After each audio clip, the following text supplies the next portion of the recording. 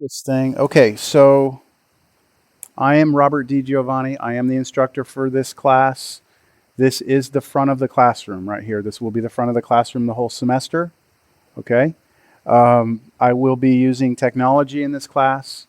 I will be basically writing everything on this computer, recording my voice, and what you'll see is something like this. Oh, I need to zoom in. I zoomed out there. You'll see something like this on this board, and you take notes as you normally would in a normal class. And then what will happen is I'll have a place that you can go to if you want to watch this video later. Okay, and usually it takes about, I don't know, 6 to 8 hours for it to get uploaded onto the server. But once it's there, you can always go back to any class you missed, or any class you missed. Any class, if you want to clarify a specific topic or whatever it is, you've got this, okay?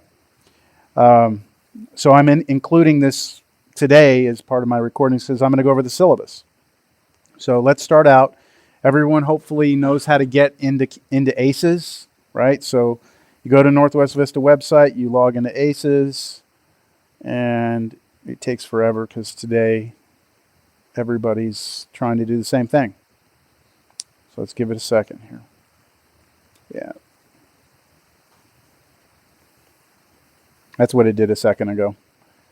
Let me try this again.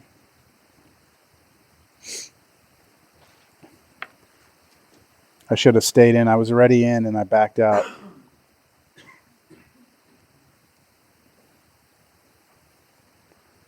What do you say? One more try?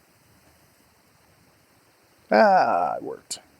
If it didn't work, I was going to let you go.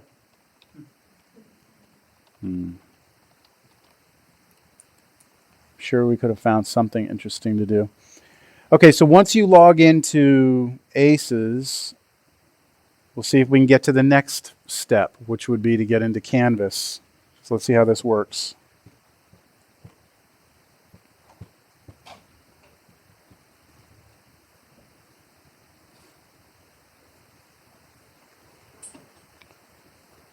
It's been doing this all morning long, so I'm not worried that we have an issue here.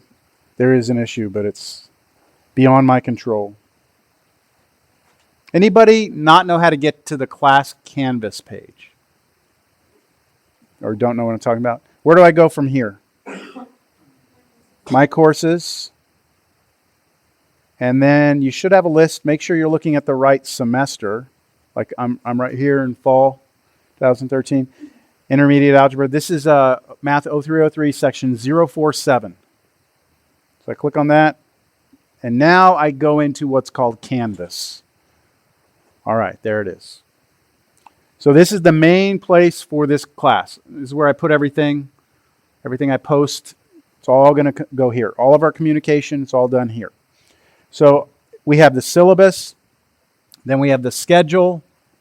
Then we have the recorded class lectures. So if you click on recorded class lectures, it will open up a window like this. And it'll list out, right in here, it'll list out, the title of the video, which today it would be called 0303, 8/26/13, Monday, Wednesday, 12:30 p.m. class. You'll have enough there for you to know it's, what it is. And so each day they'll be thrown out there, after each class. Okay? Now, if you've never used Canvas, how many of you have never used it before? Okay, if you never have, you might want to watch this little Canvas intro video, because what you can do is you can set up Canvas where if I send an email out to the class, you can set up Canvas so that it goes to your Yahoo account or texts you on your phone. Instead of you having to come all the way in here to look for your email, you can have it go out to wherever you want it to. All right, and that goes for everyone. If you don't know how to do that, go watch that little video. Okay, the syllabus. A lot of things have changed this semester with the syllabus. We no longer are handing out a syllabus to you. Your syllabus is online. So you see I just clicked syllabus there and it brings me here. It's your responsibility to read this. And next Wednesday, I will hand out a page for you to sign that says I read the syllabus and understand the requirements of the course. All right? So I am going to go through this syllabus. Unfortunately, I have to. because there's important things that you need to note here. The first thing is, can y'all read this? I mean, in the back, it's probably impossible for you to see these numbers. Yeah. It's okay. I think I can zoom in just a little bit. Go a little bit more. There we go. Okay, I introduced myself, Robert DiGiovanni. I teach full time here, so this isn't like a part-time job for me. I don't come teach one class and go somewhere else. This is where I am. So I'm in my office every day. Before this class, I have another 0303 class. So I should point that out. If you ever, well, I'm going to try and keep both classes in the same place. So if you ever know you're going to miss, but you could be here before, I wouldn't mind you sitting in for one day on my other class. And I might have some students do the same thing for us. Like they can't make it, they come here. So before this class, I have my other 0303. It starts at 11 a.m. But before that, from 9:30 to 11, I'm in my office, Monday and Wednesday. And then after this class ends at 1:45. From 2 to 3, I'll be in my office. So immediately after I leave here, I go downstairs to my office. I'm there for an hour. If you don't come for help, then you force me to just sit there and Facebook and surf the web and look outside. Just sit there bored out of my mind. So please come in for help, okay? Any first time in college students, like this is your first? Okay, office hours are the times your professor is saying, I will be there to help you. And we are required to have 10 hours that we are there. If we're full-time. If part-time instructors, you don't get that same benefit, I guess. But those are the times I will be there. Tuesday, Thursday, it's a little different. I'm there 12:45 to 3. And then Fridays from 9:30 to 12. So, and then you can also make appointments with me. If none of these times work for you, but you could be here on a Wednesday at 4. Maybe I can work something out, okay? Take advantage of this if you can. There's nothing better than getting help from the person who's going to give you the exam, right? When you go to the lab, you get help. You go get tutoring, yes, but they might show you a little different than the way I teach it, and you might get more confused. So please take advantage of that. I don't know what's happened over the last, I've been teaching since like 2000, and over the last like 5 or 6 years, I just can't get students come in for help. It used to be that I would be like, okay, you're next. Wait, hold on. You go sit over there and wait for me to help you. It used to be like I was inundated with students, which was great because my days went by like that. Now it's like I see students walk by. I'm like, hey, there's my student. Oh, they're here to drop off a paper to their English teacher. I'm like, okay, you don't want to do any math? I have to like grab people and pull them in my office if they want help, So come for help. Mm-hmm. Office hours are not appointments. Those are times that you should be able to walk up to this is for this class and any other class. The posted office hours are times that your instructor is saying that they will be there to support you as a student. Now, they may have other classes that they're teaching. Like I teach a pre-calculus and a calculus. They usually come in for help, So, but that doesn't mean you can't. So please just walk in only. Now, if you are going to drive in from Kerrville on Friday to meet me at 11:30, you might want to just text me or something. I did include my phone there. That's my cell phone number, the 273-1098. That's my cell phone. So you can text me if you wanted to. Just let me know who you are. And, hey, I'm going to come in on Friday or whatever for office hours. Does that sound good? I would hate for you to drive here an hour and then just to learn that I got sent to a district meeting by the chair of the department. So sometimes things are out of my control. Okay? All right. Hopefully that works into your life. Materials. So you're required to have this book. If you took the class before this, it's the same book. If you've never taken a class here, well, you got to go buy this book, and it has to be done by Wednesday. And the cost of this book is, 70, 75? Anyone buy it yet? Anyone buy it? 80? Yes? That's fine. You can get the electronic access. Yep. But you have to be able to look into it. When I give an assignment, you have to go look it up that way. But that's fine. I'll never say, like, take your book out. Oh, you don't have your book? 0. Because usually at least one person at each table has a book. Yes? So if we don't buy it, then we need copies of From the library, yes. Yep. I was about to say, if you can't get it by Wednesday, or if you want to try and wing it without buying a book, you can go to the library. They have them on hold there. You can make copies. I don't know if I don't know about the copyright stuff on that. I'm not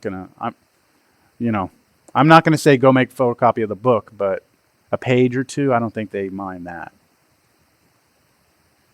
2 pages at a time, but you do it 400 times, right? It's the whole book.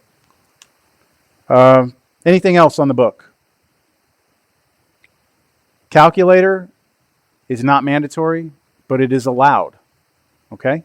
And I encourage you to use a calculator because most of you are going on to another math class after this. And in college algebra, it's required, a scientific calculator. So you may as well get used to one now. What else? Description. Okay, that just talks about what we're going to do in this class. Objectives. You can read through that. Outcomes. Okay, the grades. I realize that this is messed up on the grades. We don't have A, B, C, D, F in this class. We have A, B, C, F. And it's basically pass or fail here. And the cutoff is 75. Okay, so anything below a 75 is not passing. 75 to 79. So where it says here 70, that should say 75 to 79. I'll fix it, okay? I just haven't gotten around to it today. So 75 to 79, that's a C. Anything below 75 would be an F. So this right here should say below 75. And then there shouldn't be anything there for D. All right?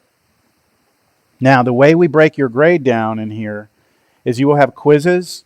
Quizzes will be in the form of, it may just be we walk in one day, say, all right, hope you did your homework. Take everything off your desk. Hand out a quiz.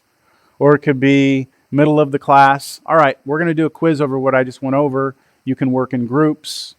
It may be, hey, take this problem home, turn it in next time as a quiz. So quizzes, expect them every day, all sorts of different formats, all right? If you miss a day for a legitimate reason, like doctor's excuse type thing, then I'll consider letting you retake a quiz. But normally I drop 2 quizzes, so if you miss just because you had to go do something else and couldn't make it, that's just going to be one of your drops, okay? And then, so you get 2 drop quizzes. Now you're only allowed to miss class 4 times, so 2 drop quizzes, I think that covers hopefully everything. Your exams, you'll have 3 exams that you do in class, 20% each. You'll have a final exam that's also 20%, and then you'll have the lab. Now the lab is what the gentleman was speaking about with, you have to have 600 minutes in the lab. 600 minutes is 10 hours, right? So you're supposed to go to that lab to do your homework. That's the idea behind the lab. You go there, you take the assignment I give you, you go over there. If you need help, you can raise your hand. If you don't, you just do your homework there. Those 600 minutes are your time, whenever you want to go. Used to be that you used to have to sign up for the lab, and you had to commit yourself to a time. That was a long time ago. But now you can just walk in there, and those are the hours up there. 8 to 9, 7 to 9, 8 to 5:30, and then Saturday also. Every 2 weeks, they send me a report, and it'll say how many minutes you have. Okay, so we're looking for 600 by the end of the semester.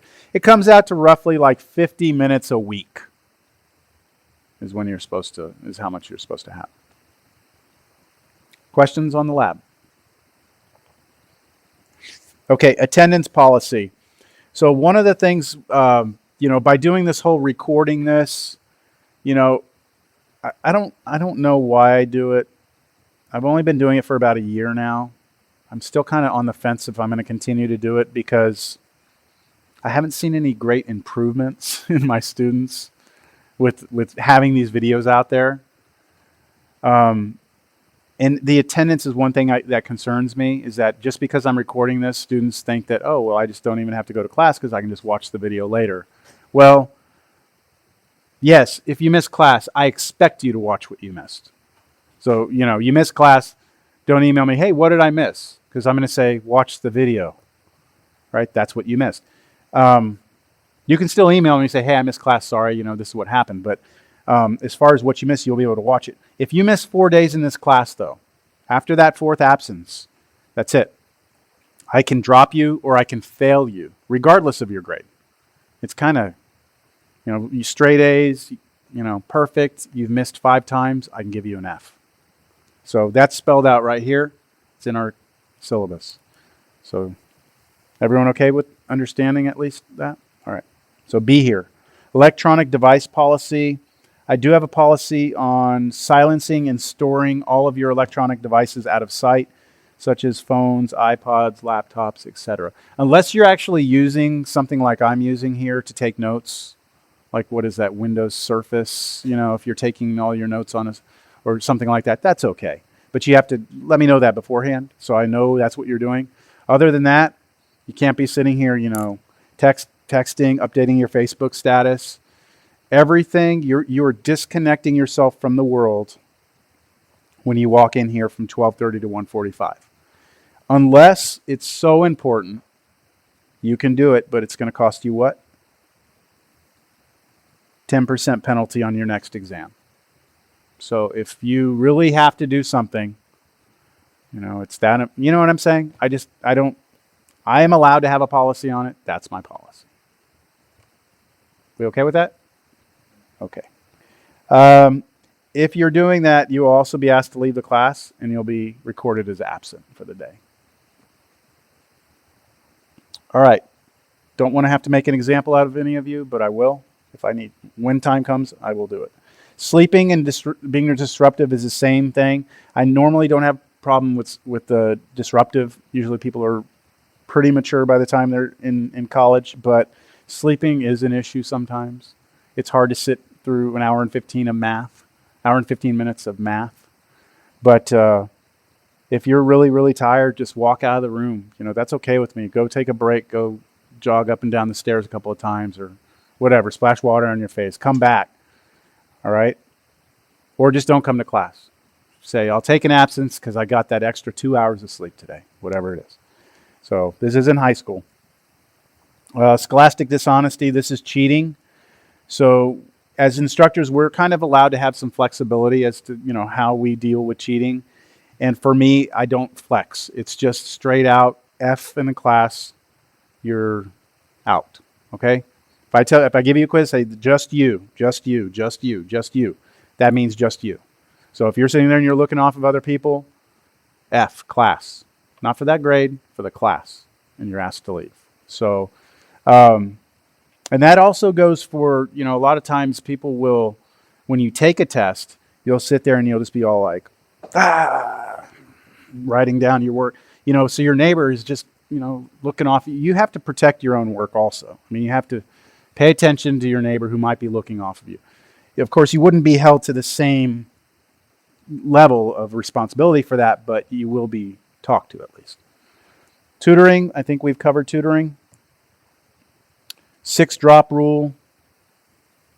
I don't know if that applies, actually. You'd have to click on that. I think you're allowed to have a maximum of 6 drops in Texas at public institutions. After your 6th drop, you pay out-of-state tuition. So I think what was happening is people were getting financial aid, living off of it, and never finishing courses. And so the Texas legislature said, okay, you can get our money, and then you can live off of it, but after your 6th drop, you have to start paying out-of-state tuition, and you're not going to qualify for financial aid and all this other stuff. So just be aware that it's there. I don't know if it applies to developmental math classes or not yet. I'd have to read into it. Strategies for behavioral intervention. Has anyone seen this or ever read this? I've seen it. I haven't read it completely, and I should because I'm teaching here, but I just kind of have my opinion on what it is. I think it's just a guide on how to behave correctly, but more importantly, for me, is being aware of our surroundings. So if you notice that there's one particular person that walks into class who just seems a little off to you, and maybe you look over and in their bag they've got, a 40-round magazine just kind of hanging out of their bag, and I don't know. You know what I'm saying? You just get that feeling like something ain't right. Don't sit there and not say anything about it. Do something about it. You don't want to be that person that's either curled up in the fetal position hiding under a table, or you don't want to be, a statistic, right? That person on news, man, well, I had all the signs were there, Why didn't you say anything? So I think that's what this is kind of about. Be aware of your surroundings. And so one of the things that I can do as an instructor, I always look at everyone, just kind of, look at the bag. I mean, I'm not like, but if something seems out of place, I'll investigate more, and I want you to do the same thing. The other thing I do is talk about what would happen in a situation where we would have an active shooter on campus. So if we're sitting here and all of a sudden we start hearing gunshots, what do we do? Well, that would all depend. If they're all the way over there at we look out the window, they're on the other side of the lake, then we continue class, right? No, we get the hell out of here, right? We go. But if it's down the hallway right here, what do we do? So I already looked at it right before class. That window right behind you, sir, that window, there's about a 4-foot drop to an awning that goes down like this, and it goes down to pretty far off in the corner over there where you could jump off, and 1-story drop, you might break something, but seems like a better option, right? So what we would do is we would have someone throw a table, or student. If you were a real bad student, we might throw you through the window. No, throw the table or the chair through the window, and then everyone follows through, right? That would be the idea. And then the people over there would hold the fort for us so we could all get out, right? No. But I just want everyone to know that's there, okay? That's an option, all right? So we're not totally trapped in here. Okay. All right. Hopefully it won't ever come to that, but I'd rather us have talked about it and be somewhat prepared than to whatever. All right. Keep going. All right. In here is a schedule on the syllabus. I had to put that in there, but it looks really ugly, and so I have a different place you can go to get to this. All right. So I'll show that to you in a second. Additional items. Our college is real big on trying to get people to get associate's degrees, so they required us to put this in here. Just gives you some of the things that are the benefit of getting an associate. So even if you're going on to get a bachelor's degree, or you want to get a master's, might want to consider the associates first, like in the process. And then everything after that is stuff I have to have in here by district. So I can't even take that out.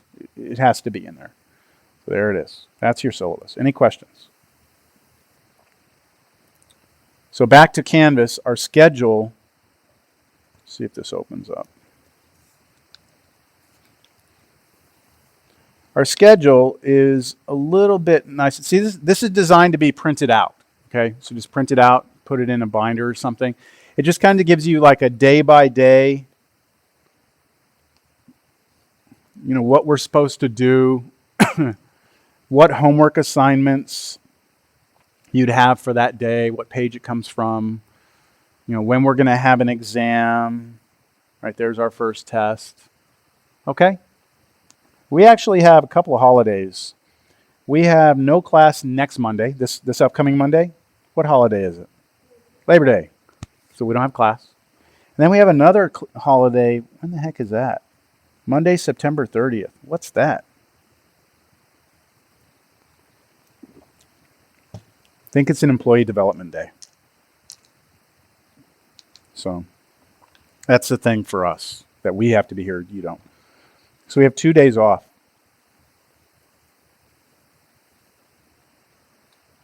Our final exam is scheduled for a Wednesday. So for those of you who, again, never really done college before, you have the last week of the semester is finals week. You only go to take the finals in your courses. You don't. So like we meet Monday, Wednesday, that finals week, we only meet Wednesday. We don't meet, as you can see here, on Monday, December 9th, we don't meet. And our exam will go from 12:30 to 3:15 for the final. So almost 3 hours. Questions on the schedule? This is a very fluid document, okay? It can change. In fact, I know we will not get through all of 7.5, and I know that homework assignment is too much. So we'll probably walk out of here today and you won't have a homework assignment. That won't be your homework assignment. So if you ever miss class, don't look off of this as, oh, I must have missed all that homework, and then come in all, hey, here's my homework that I missed the other day. I'll be like, ooh, we didn't do that. Sorry. Should have watched the video. Because in the video, I'll tell you at the end of class, here's what I want you to do. So I may adapt this, okay? What else? Great. So I'm pretty much done with all the stuff in the middle. Let me talk about the tabs over here on the left side. Discussion. I'm just going to tell you there is a discussion board. You're free to use it. That's a place where you could go and like post something like, hey, I forgot what he said about the cheat sheet, and the classmate could reply back, hey, remember he said this. Okay, so that's just a place where you can communicate as a class. Your grades, I am going to do your grades using this system. So right now, I just come in here and I type in all your grades. I already have all the quizzes laid out. I think I have a plan for 12 quizzes this semester. So there's 16 weeks. That's at least, pretty close to one a week. And what will happen is when you click on grades, it will just show you and then all your grades and your average at the end. So you will know like real time what your grade is in this class. We take an exam on a Wednesday. I'll probably grade it Thursday, post the grade. You'll know it by the weekend instead of having to wait till Monday to figure out what your grade is. Okay? This is where it'll be. People, that's a way that you can just, if you want to email someone in the class, figure out who's in here. You can do that. Files. So if you click on files, you'll have in here, why do I have solutions in there? I think I made that up. Let me delete that. Yeah.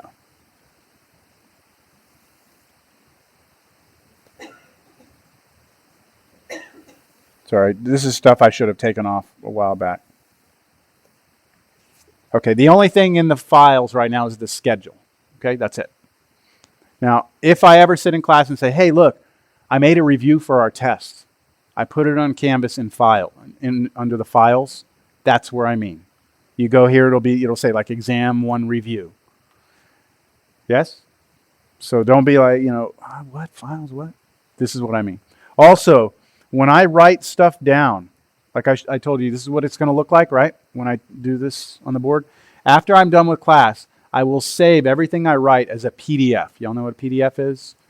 Okay, I'll save it as a PDF. I will put it in here in a folder called Class Notes. All right? So you can click on that and you can actually look at the notes and you can print them if you want. It'll probably be a lot of pages, but you could print them. All right? So not only can you watch the video of the class, you can print out my handwritten notes from the class. That's where they'll be. With me still? Okay. Attendance. This is for me, not for you. This is kind of a cool little feature. I don't know how this is going to work. We're going to try it first time this semester. If it ever loads, you'll see what we're going to do. So the way this will work, my goal is that I can come in here first time, right?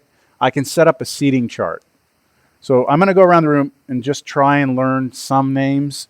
And I'm going to place you into a seating chart. So you want to kind of stay where you are next time we come here. If the tables are moved a little bit, try and get them back into this configuration as long as everyone feels comfortable. Everyone okay with this? Okay. So if you decide like a weekend, like the person next to you is like a weirdo and you want to switch tables, just let me know because I need to change my seating chart. I won't do it in front of everyone like, oh yeah, you told me to seat it, man. Okay, then. Okay. All right, so let's do this. We're going to start, let's start back corner. Sir, with a diamond on your shirt? Okay. What's your name, sir? Gabe? Okay. Gotcha. So what I do is I set them up like a table. So over, sir. Adam Marshall. I don't have to do this every class, okay? This is just the initial setup.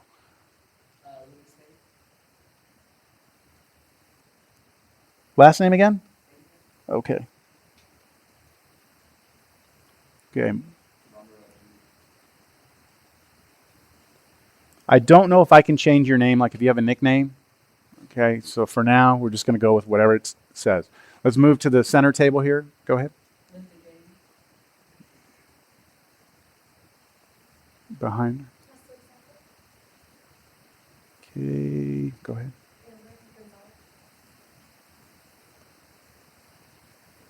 Okay, behind.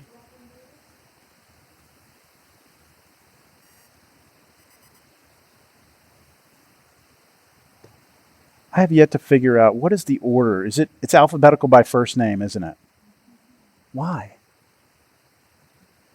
Okay, that's right. There you are.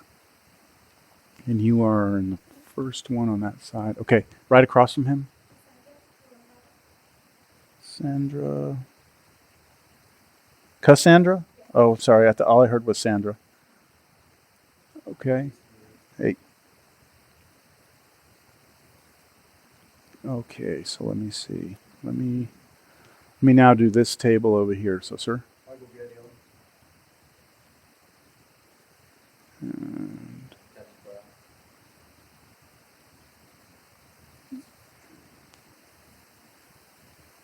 did that go? That didn't go, did it?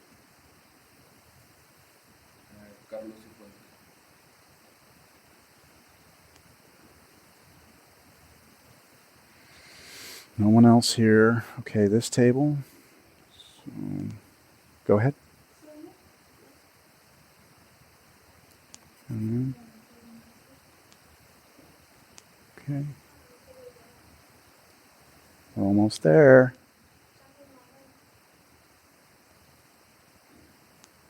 Wait a minute. What happened? Taylor didn't go? Taylor didn't go. That's what it was. Okay. Go ahead.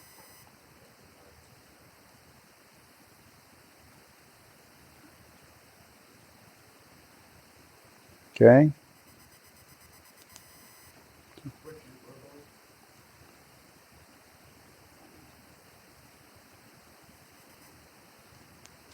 Ma'am? In the front. Either one. Yep. You? You? Okay.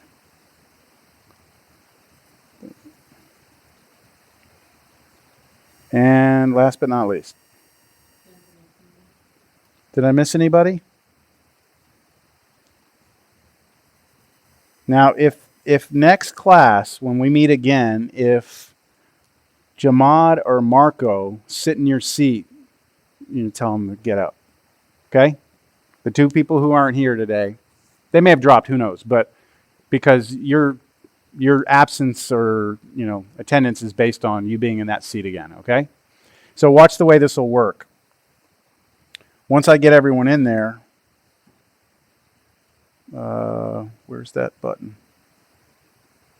Oh, there it is. Take attendance. So when I walk in, what I'll do is I'll be able to get to this page after it loads. Now come on.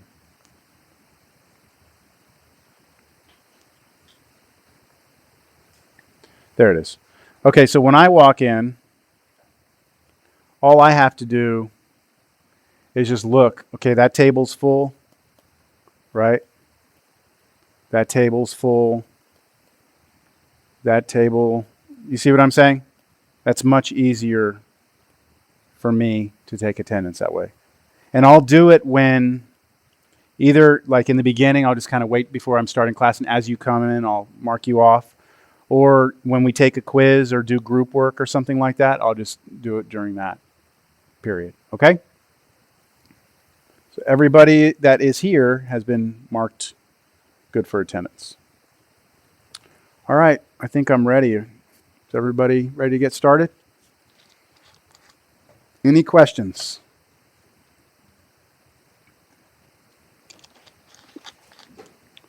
All right, we need to take into account here the lighting situation in here.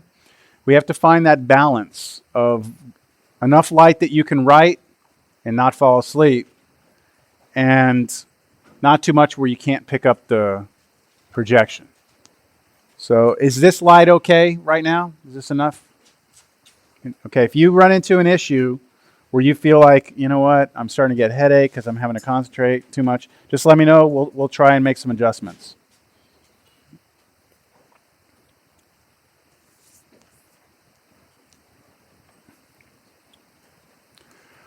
Okay. Now, the way this is going to work, like I said, I'm recording this, great, whatever. I'm going to provide all this, where you can print it out. What I really want you to do isn't for you to sit there and like totally zone out. I want you to focus on understanding and asking questions. I don't want you to be sitting there going, okay, I'll just copy all this down and I'll figure it all out later. Let me try and keep up with him. Okay, that's not the point. Okay, the point is for you to just say, oh, okay, I understand that step. I get that. And you can always go back and watch it again. You can always go back and print it all out.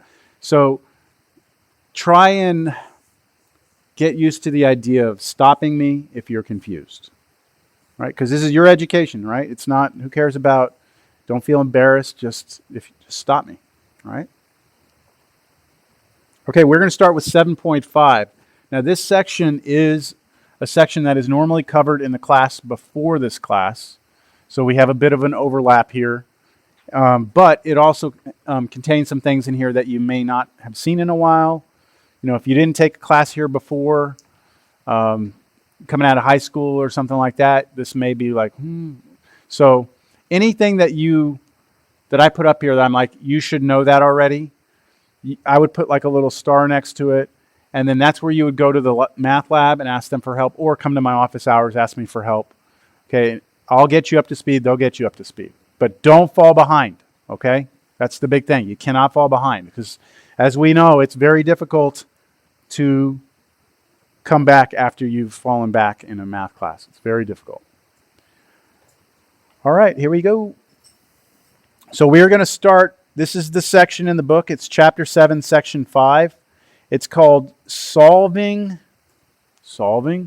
Equations. That means that I should have an equal sign when I'm looking at whatever this is. Solving equations that contain rational expressions. Okay, just the wording itself. Solving equations means that, usually it means I should have an answer, right? Like x equals 2 or x equals 5 or x equals negative 1/4. I should get an answer. Although we have seen, hopefully in the past, that when you solve equations, sometimes you get no solution, right? You get no answer. And sometimes it's possible to have infinite solutions, isn't it? Yes? So we're going to be solving equations, so we know that these things could happen. But these equations are kind of special because they are rational. What does rational mean? Rational, yeah. A lot of times we think rational is like it makes sense, right? Like, oh, that makes sense. That's rational. The guy who walked into Sandy Hook and killed all those little kids, that's irrational, right? That's irrational behavior. But in this class, rational doesn't mean what you would think it is. Rational comes from the word ratio. Ratio is a fraction. Okay? That's what it is. So we are looking at equations, solving equations that contain fractions. Your favorite thing, right? Fractions? If I took a poll, everyone would say I love fractions. With all these fractions of tattoos on my arms. No. So these are fun. When you talk about fractions in any math class, people always kind of cringe, right? Because fractions just always seem to be the stumbling block. So let's see how we do with this. We're going to start by talking about what are called rational functions. So when we say rational functions, functions that have fractions is basically what that means. Notice the way I do my notes. I'll try and stay consistent throughout the semester. 7.5.1. What that means is chapter 7, section 5, first note. Then 7.5.2, 7.5.3. That way, in the event that you're ever talking to me on the phone or you're ever studying with someone You know, if I can get a group of you to ever be at gym studying or something, and you ever have to look in your notes, it'd be easy for you to talk to each other about what you're looking at, right? Okay, so let's see how that works out. 751. The first thing I'm going to talk about is a rational function. So here it is. I'm going to add some space into my document so I can write here. A function is usually written like this, right? That's the way we like to start functions out. How do you say that? F of x, right? F of x equals. So if you ever have a function that looks like this,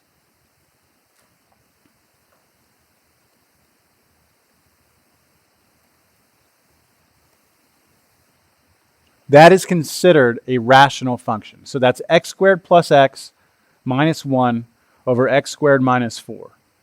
Now the reason why it's called a rational function is because it is a fraction. But more than that, we have something else going on here.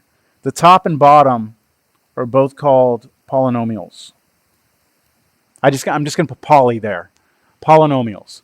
Polynomials are basically a bunch of terms with powers of x's. So you can have like x cubed, x to the fifth. Okay, that's a polynomial. That would be one of those things where if you need to go back and look at what is a polynomial, that's something you'd want to review. But anytime you have a polynomial divided by a polynomial, you get what's called a rational function. The thing that we have to be concerned about anytime we see a rational function is something called the domain and excluded values. So that's my next note. So let's take a look at that function that I just had up there. Oh man, what happened?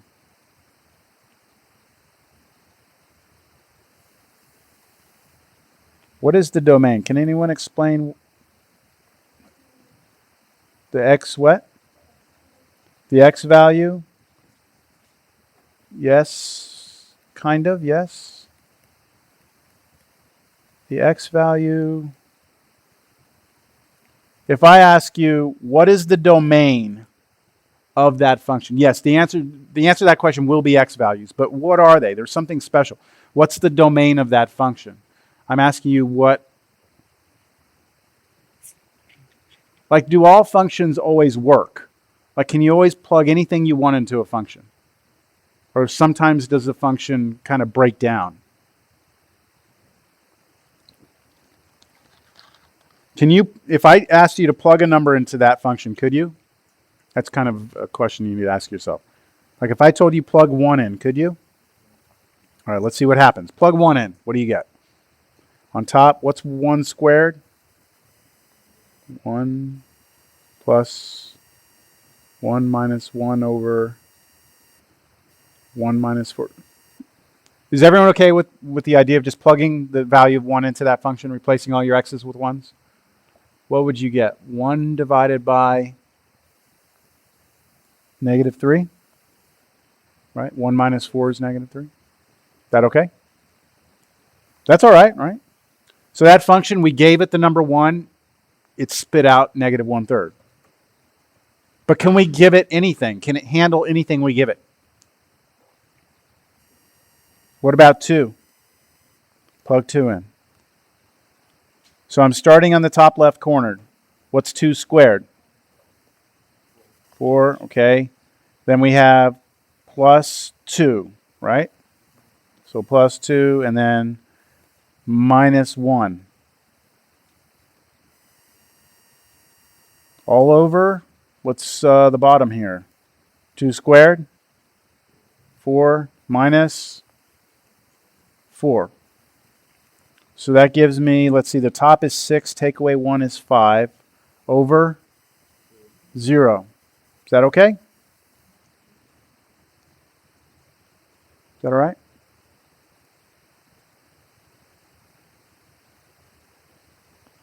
I mean, that is correct. It is 5 over 0, but is that okay? You cannot have division by 0. Why not? How many of you have been told that your whole life? You cannot divide by 0. Right? How many of you have been told that? I know you have to, right? You can never have 0 in the denominator. Why? What's that?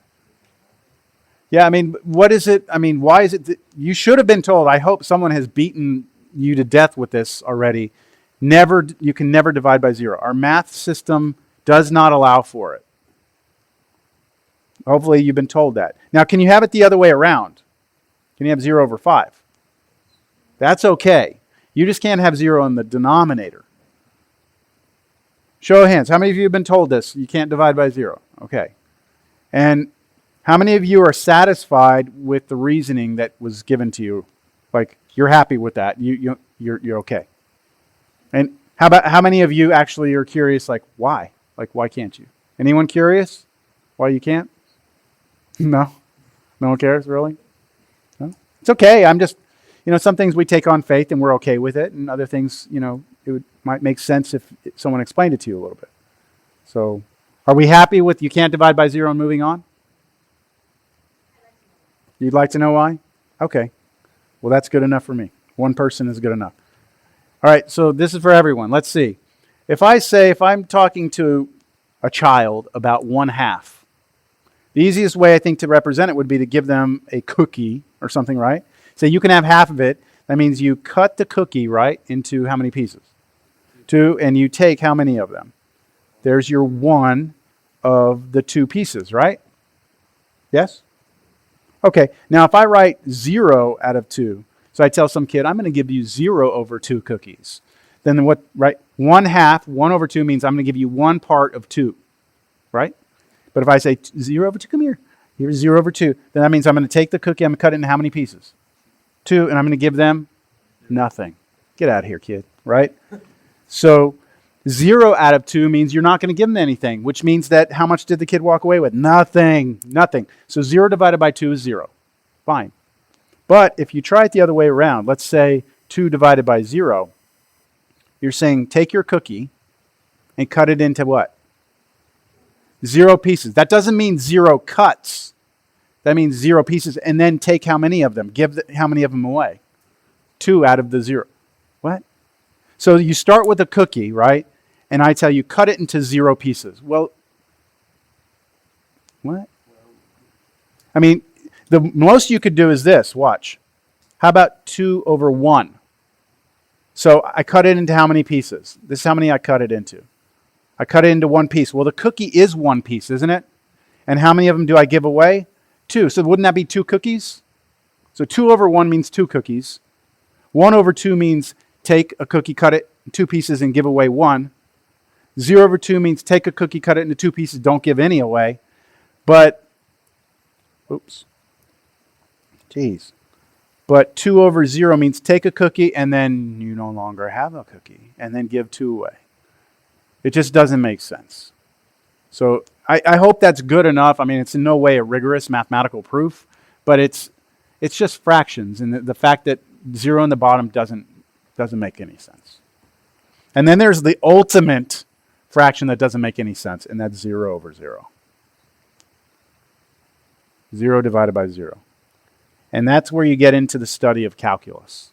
That's what calculus is all about, trying to get around that. Not like any of you are, pursuing calculus, but I'm just saying, we've come a long way because someone wanted to figure out how in the world we could work around that problem. All right, let me get back to the work. Is this where we were? Yep. Okay, so we've got this function that we were back here looking at, and I got sidetracked with division by 0. And we realized that when we plugged 2 into this function, it gave us division by 0, right? Which means 2 is not allowed. Like, we can't plug 2 in. So 2 is not in the domain. It's not in the domain. Is that the only number that would cause that problem? Is there another one?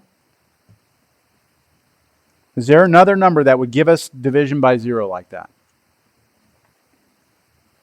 What's one way we could try to see if there is?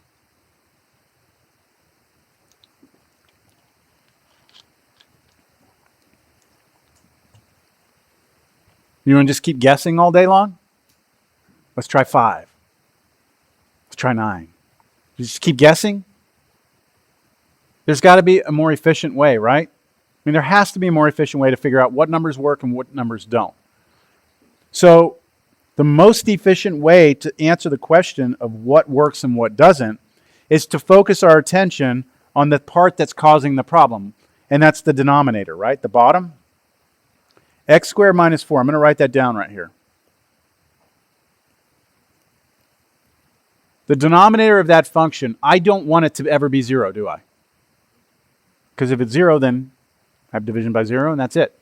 So I'm going to ask myself that question, when is that 0? If I can answer when is that 0, then I can isolate what is in the domain and what's not. And that's the standard protocol for every rational function. If you want to know what numbers would cause division by 0, you take the denominator and you set it equal to 0, and then you get the answers. So how would you like to, well, when you look at this equation, this is an equation. It is what type? Can anyone tell me what type of equation that is? I'll give you multiple choice.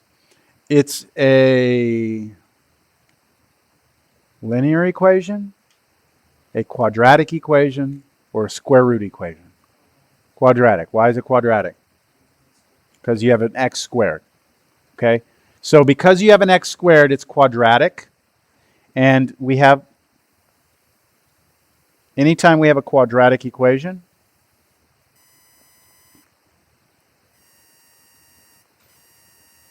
I haven't been writing enough lately. Since we have a quadratic equation, there are a set of steps to solve a quadratic equation. And if you don't know how to solve quadratic equations, that would be something you would star and you would go get some help with. I need some help solving quadratic equations. Does anyone have a recommendation as to how to go about solving that equation? There's multiple ways to do it. So there's more than one right answer. Does anyone want to suggest a way?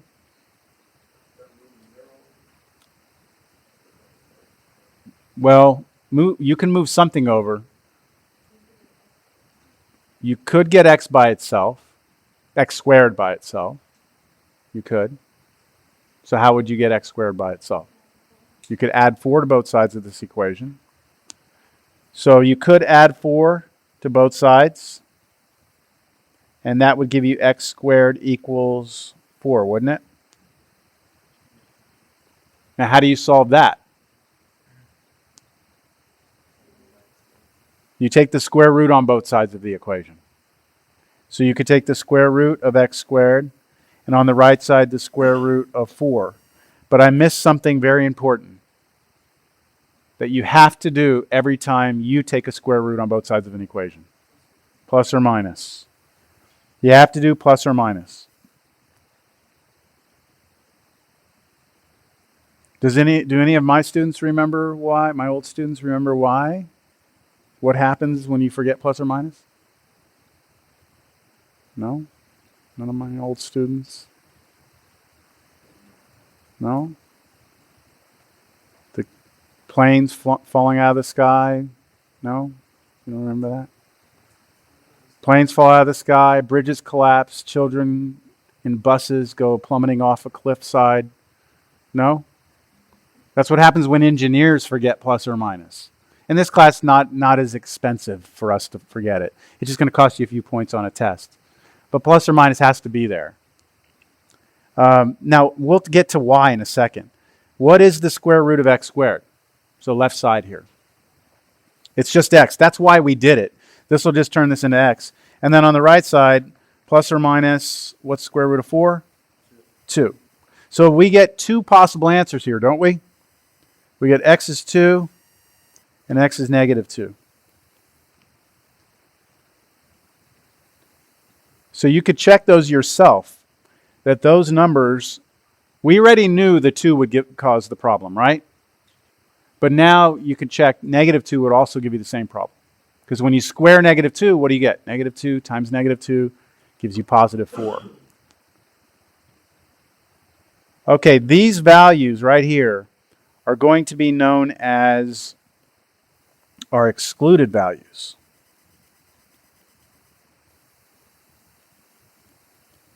In other words, if I'm sitting here, I'm saying, what can I plug into this function? Tell me everything I can you would tell me, look, you can plug anything you want in, but exclude these two numbers, 2 and negative 2. Do not put those in there because it'll cause all sorts of chaos. Make sense? Excluded values. Now with that, we're almost ready to get into rational equations here. So I'm going to now give you a rational equation to look at, and then we're going to talk about the standard steps for solving a rational equation. And we're only going to be able to do one example today, and I'll give you one problem to take home as a quiz. Where is it?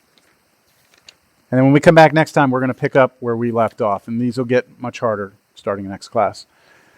5 over x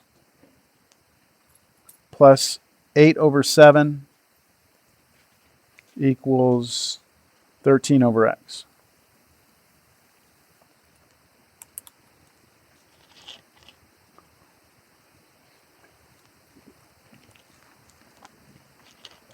You know, I didn't talk about something that I like to talk about on the first day in any math class, but especially in a class like this.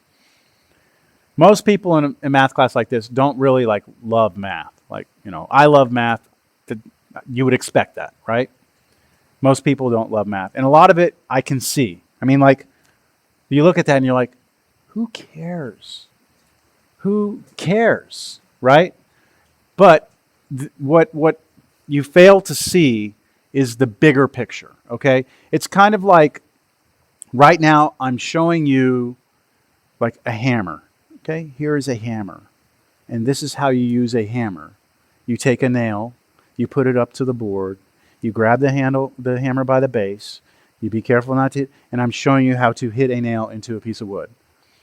But at the end of the day, it's a hammer, and who cares? It's a freaking hammer, right? But what can you do with a hammer and a nail and some wood? You can build, right? You can build a lot. And that's what you don't ever get to see.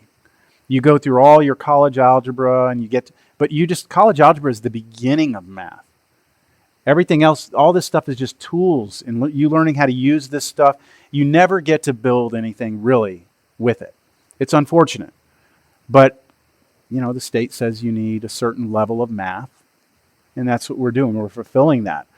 But I just don't want you to feel like I'm sitting here going, God, this is so much fun. I understand there's a struggle in this. What's more important is you learning a process, how to organize your thoughts, how to follow a procedure. That's the most important thing you're going to walk away with in this class. At the end of the day, we're solving equations that you'll never have to do again in your life, but have you learned how to follow directions? Have you learned how to organize your ideas? Have you done that? Okay, so here we go. What we'd like to know here is just look at this equation right now. I want to know what I would have to plug in for x to make it true. Kind of like this. If I put this equation here, x plus 1 equals 2. Can everyone tell me what x is? X plus 1 equals 2. 1. X is 1, right? You can just look at that and be like, oh, what? 1 plus 1 is 2. Well, this is like the same thing. This is just an equation. Can anybody look at that and tell me what to plug in? Probably not.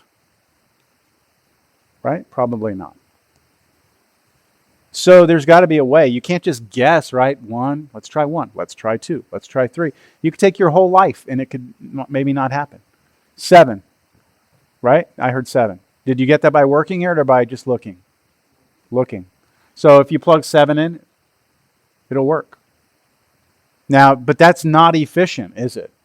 Because if I change one problem in here, one number, if I change this 7 right there to a 9, you won't be able to just look and get this. Okay? So, we need a process. So what is the process for solving an equation that has fractions in it like this? Well, here it is. And I'm going to have to real quick copy this and get it onto my next page. Give me just a second. Come here. Come here.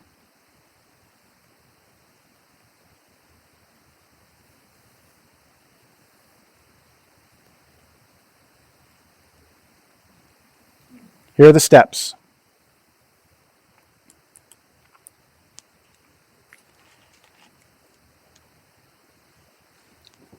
Now you are allowed to have a cheat sheet, right? Oh, I haven't even told you about that. On your exam, you're allowed to use a calculator. you're allowed to use a cheat sheet. Cheat sheet meaning 8.5 by 11, standard sheet of paper, front and back. You can write anything you want on there except worked out problems. So you can write down steps, formulas, whatever you want, okay? But you just can't work out a bunch of problems and then say, that's my cheat sheet. This is absolutely something I would recommend you put on that cheat sheet. A set of steps for solving rational equations.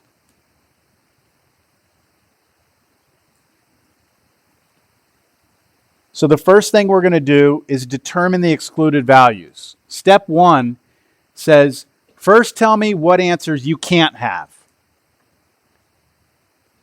Step 2 says find an LCD. What is an LCD?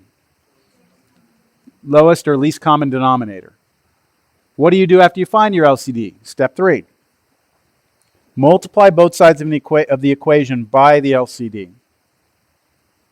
What do you do after that? Solve whatever's left. Step 5. Determine if any of the answers that you got are excluded. So you're going to compare your answers to the ones you found in step 1 and just make sure that you're not accidentally including something that should be excluded. And at the very end, you check your answers.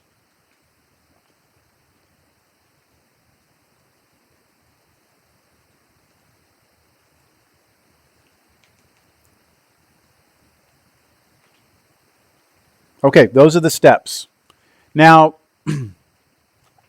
what I'm going to be looking for on the quiz that you're going to take home is for you to work out the problem I give you at home as I work out this one, like I do the one we're about to have as an example. In other words, I want you to write out the steps.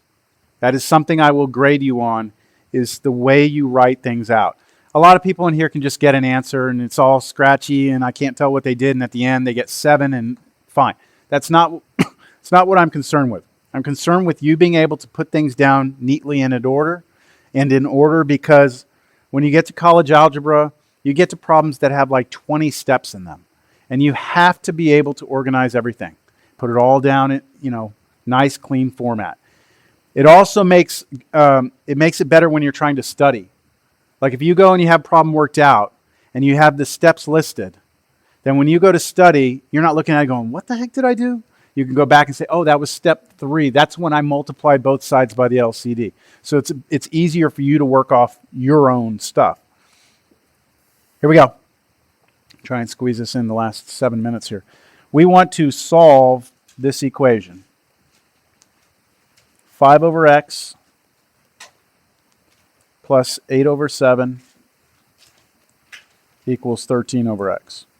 Now, we already said we know the answer is 7, okay? But let's get to it using our systematic approach. So this is exactly the way I would expect you to do it for your quiz. Step 1. What are we doing for step 1?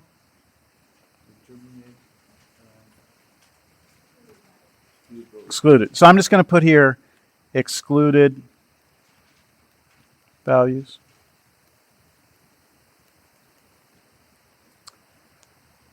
Now, excluded values are the things that cause what to happen? Division by 0.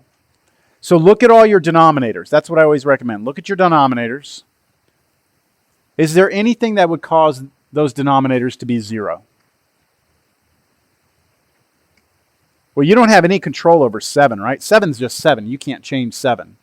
But the x you do have control over. So what x could you plug in that would cause division by 0? It's almost so obvious it's difficult. 0, right? If x is 0, won't that make you divide by 0? Like if I try and plug 0 in right now? Yes? So what I'm just going to list here, x equals 0 is my excluded value.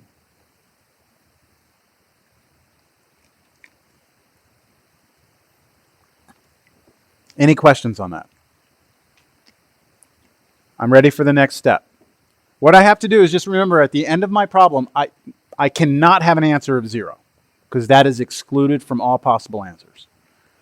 So step 2, what was step 2? LCD? Okay, least common denominator. So how do you find a least common denominator? There's different ways that people are taught. One way is to list out all the denominators. What are our denominators? X, 7, and X, right? What I want to do is come up from those, generate something that has all of those in it, but the least I can come up with. So the least common one. So what do all of these, what am I going to need to have in my LCD, I should say? I need an X, right? Let me start with, I need an X. So let me put an X here. I also need a 7, don't I? So let me put a 7 in front of that X. I also need an X. But wait a minute, I already have an X, don't I? So I've got it, everything is covered with just using 7x. See, I don't need a 7x squared because I only need 1x. That all right? That would be, again, one of those things. LCD, put a star if you don't remember how to find LCDs. All right, what am I supposed to do once I find the LCD? Step 3. Multiply both sides by LCD. So what I'm going to do is I'm going to write the equation out. I think I'll write it in blue. 5 over x plus 8 over 7 equals 13 over x. And then in a different color, what I'll do is I'll draw a set of parentheses around the left side, parentheses around the right side, and then multiply the LCD. So my LCD is 7x, 7x.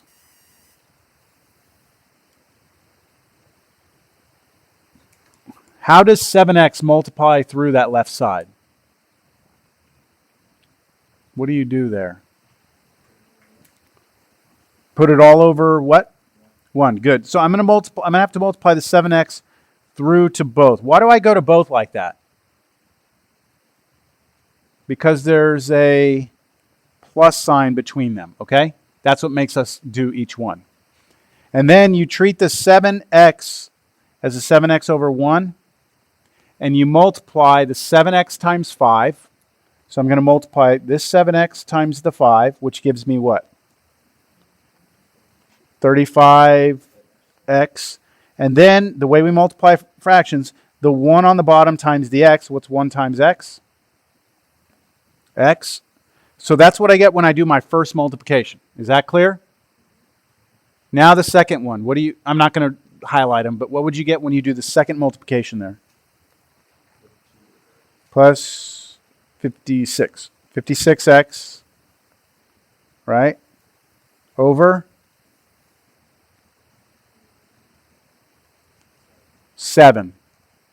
1 times 7. Questions on that? I guess I'll highlight it since this is going to be a video. It's the 7x times the 8, and then it's the 1 times the 7.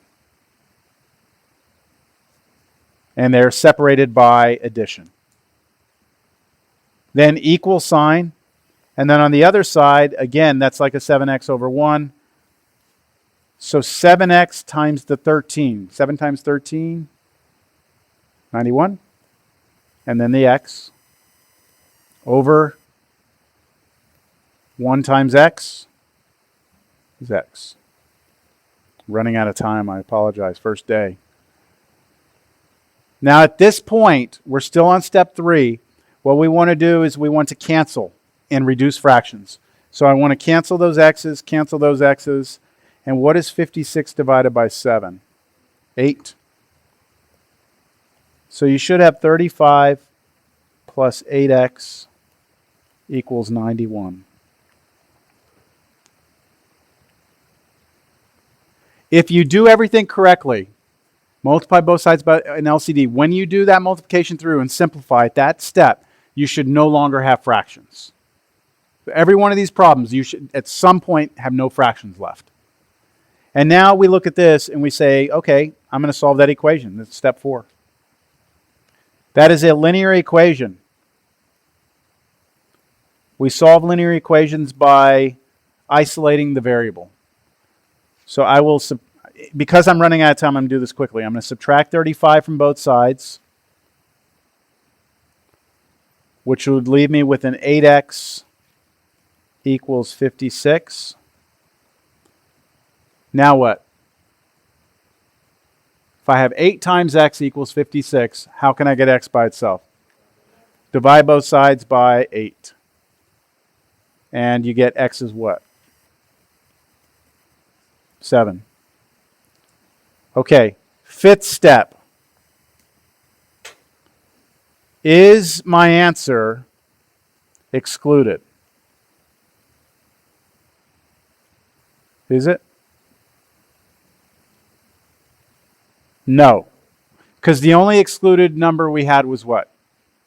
0, right? So this is not excluded. The sixth step is to check it. So what I'm supposed to do is plug it back into the original problem. The original problem was 5 over x, which I'm saying is 7, plus 8 over 7. Does that equal 13 over x, but x is 7? Is that true? And it is. Okay, that's the end of that problem. Here's what I would like for you to do. This needs to be done on its own page and turned in at the beginning of next class. All right? 2 over x, solve this. 2 over x plus 3 over 7 equals 5 over x. And let me just stress again to you, what I'm looking for are the steps. If you just turn in, it just says x equals 7. You're not going to get credit. And you can't be like, oh, but it's right. Man, that asshole, he can't be wrong, it's right. I don't care about the 7. I'm telling you the answer is 7, okay? I want the steps. That's what I want. I want you to get used to that. Okay, everyone, have a good day. This video will be posted up hopefully pretty soon.